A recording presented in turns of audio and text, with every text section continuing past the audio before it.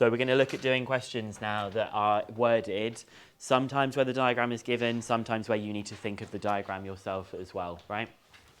This one says a particle P of mass 2 kilograms is moving on a smooth slope and is being acted on by a force of 4 newtons that acts parallel to the slope as shown.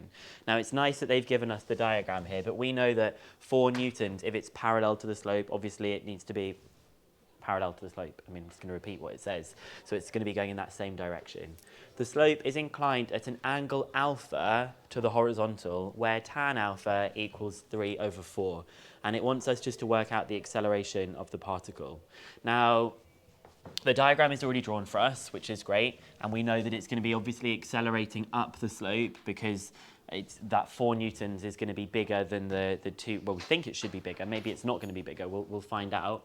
And we're going to figure out some of these forces. Now, the temptation is when you have that tan alpha equals 3 over 4, the temptation is to do this.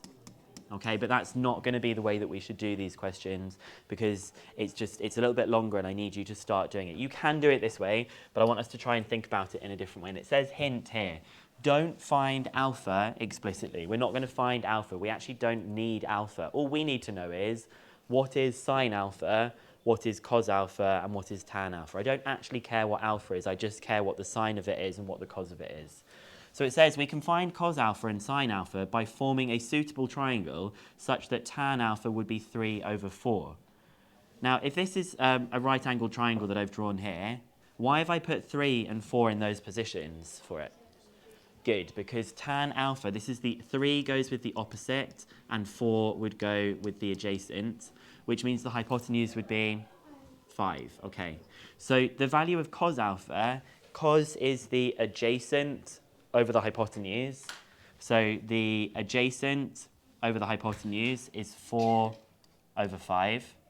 And sine alpha is the opposite over the hypotenuse, which is 3 over 5.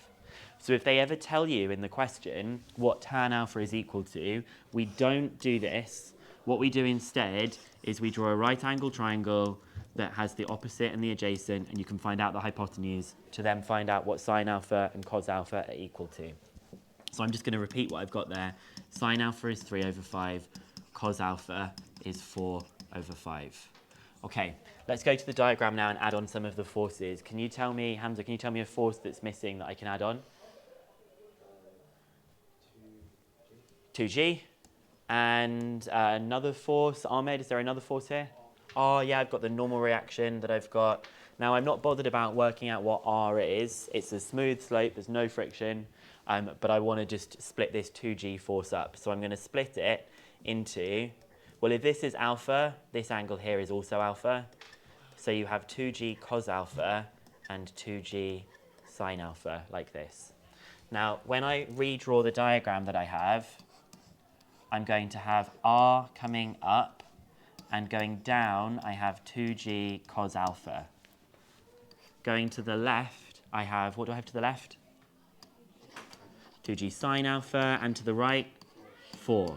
Now, they have said that it's accelerating upwards, but I don't necessarily know which of these two things is bigger here. So we better explore and see what is going to happen, but we'll have a think about what that might look like. So if we were going to work it out, I want to compare 2G sine alpha and 4. So I'm trying to say which is bigger?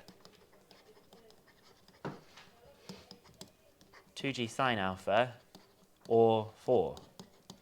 Now remember, sine alpha is not, we're not going to do the sine of 3 over 5. That would be weird. We already know what sine alpha is. Sine alpha is 3 over 5. So I'm going to compare 2G sine alpha, that is 2G times sine alpha is 3 over 5. So let's actually work what that is. So that's 2 times 9.8 times 0.6. And actually it ends up as 11.76. It's actually quite a lot bigger. So this, on the diagram here, I disagree with. I don't think it's accelerating up the plane. I actually think it's going to be going down the plane because 2G sine alpha is bigger than 4. So now, when I do F equals ma and I do it going down the plane, I would do 2g sine alpha, which I already know what that is, minus 4. That's the resultant force going down the plane. And that equals its mass, which is 2, times the acceleration. This is the line that I would like to see written down. Even though we've worked out what sine alpha is, I don't want you to dive in and add that in because I want you to show the examiner that you've done this correctly. If you had incorrectly worked out what sine alpha was, maybe you put in 4 over 5 instead, you wouldn't get the marks here. So it's always better to just write that first line out, pristine, brand new, and then to do the substitution in. Yes? So in the question, if they're taking the positive direction to be that way, yeah. should your answer be a negative if it's going downwards? Yes, you would get a negative if it was going downwards. And actually, the reason it's like this is because I've just put it in the wrong direction. It's just they would not give you in an exam.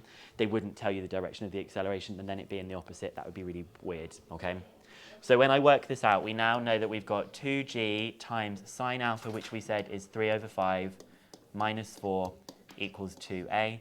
So obviously we're just going to work out 2 times 9.8 times 3 over 5 minus 4 divided by 2, and you get the acceleration is 3.88 meters per second squared. So nothing super different here. They haven't asked us to find out what r is. The only thing that's different is this thing that we might have. If I wanted to, it hasn't asked me to do this. If I wanted to find out what r is equal to, I would resolve in that kind of direction like this. And I would see that r is equal to 2g cos alpha, which would be 2g multiplied by cos alpha, which is 4 over 5. So that's 15.68 newtons or 15.7 newtons. Okay, if you wanted to find out what r is. This is obviously not in the question, but I'm just showing you how you use the cos alpha and the sine alpha. I've seen people in the past doing the cos of 4/5. No, you know that the whole of cos alpha is 4/5. We'll do one more question and then it's just practice for the last half hour. Okay, so this one hasn't got a diagram. This is where you're going to need to be better at drawing these diagrams. A particle of mass m is pushed up a smooth slope inclined at 30 degrees by a force of magnitude 5g newtons acting at an angle of 60 degrees to the slope, causing the particle to accelerate up the slope at 0.5 meters per second squared. Show that the mass of the particle is 5g over 1 plus g kilograms. Right. Now, when you draw these diagrams, please don't do a slope that looks like this. Please don't do a slope that looks like this. Please just, whatever the angle is, please always just do it the same kind of like in between kind of level. I don't care if it says 60 degrees, 10 degrees, 30 degrees. Just always do it as that sort of 40 degree kind of wedge. It will make your forces like a lot easier to do. Okay? So we are going to start putting some of the information on the diagram.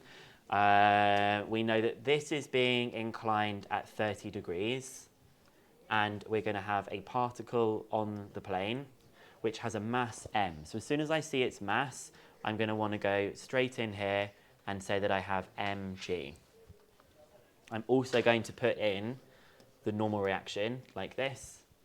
And it says that there is a force of magnitude 5g acting at an angle of 60 degrees to the slope, causing it to accelerate up the slope. So it's either pushing it from this side like this, 60 degrees, or it could be pushing it like this side up the slope, 60 degrees. It could be either of these two things that we have here. We don't know because it doesn't make it clear in the question. But if you think about resolving this 5g here, running along the bottom, what would this one be? If it was this one, it'd be 5g cos 60. And this one would also be a 5g cos 60. So in terms of the acceleration, it's not going to make a difference whether it was pushing it into the slope downwards or if it was pushing it up the slope upwards. The thing that would change is the value of r, and we're not being asked about the value of r here, so I'm not going to, it doesn't matter which one of those I actually do. Yeah, Hamza? In this case, is g just a random force or is it 9.8? It is going to be 9.8, but because they've still got g in here, I'm never going to use g. So you could technically pretend that this problem was happening like on the moon, where g has a different value, and it would still hold true. Ahmed? Shouldn't the 60 be 30 as No, because they're not alternate angles. It's because in the question it says it is acting at an angle of 60 degrees to the slope. So I'm going to get rid of one of those two forces. It doesn't actually matter from what I've just described which one it is. So I'm actually just going to leave it with this first one. Either of them would produce the same acceleration because they still have the same component going up the slope. So this is the, this is the 5g force that we've got here. Let's resolve it into the two forces. So I have this force and I have this force here. This one is 5g sine 60 and this one is 5g cos 60. Sarah? They wouldn't word it in the question. They would have to give you a diagram because it's too confusing to say which one of those two options it could be. But we know this is definitely one of them because it's pushing it up the slope and it's at an angle of 60 degrees to the slope. Now we've got to this stage, we're going to just draw our new diagram that we have. What forces do I have going up the slope? Oh yeah, up from the slope, R. And going upwards, like up the slope? 5g cos 60. I've not done something. What have I not done? I haven't resolved the mg force, silly me. So I need to split that here and here. This is 30. So this would be mg, good, mg cos 30 and mg sine 30. So now we can get some extra forces on our diagram. Coming down, mg cos 30. Anything else coming down? 5g sine 60, although that's not really going to affect our calculation because we're only bothered about the acceleration. And then going to the left, I've had to do a tiny arrow so it fits in. We've got mg sine 30 like this. Nearly there. We're now going to say that we've been told it's accelerating up the slope at 0.5. So if I do my F equals ma going up the slope, it would be this one minus this one equals the mass times acceleration. So I get 5g cos 60 minus mg sine 30 equals ma. So that's m times by the acceleration, which is 0.5. Cos 60 is a half, okay? So I've now got 2.5g minus sine 30 is a half, 0.5 mg equals 0.5 m. What should we do? Rearrange. I could double everything to get rid of the decimals, so I'm going to just multiply everything by 2. So I get 5g minus mg equals m. I'll rearrange now, so I get 5g equals m plus mg, factorize, and then divide. So I get 5g equals m, 1 plus g. So I get m is equal to 5g over 1 plus g kilograms. Okay. I feel really Scroogey with the party next door and making you do maths. But this is fun. This is a Christmas present to you all. So you're going to do, hopefully, we've got 25 minutes, so we can do as many of these 8 questions that we've got here, and we're going to do them on the whiteboards, okay?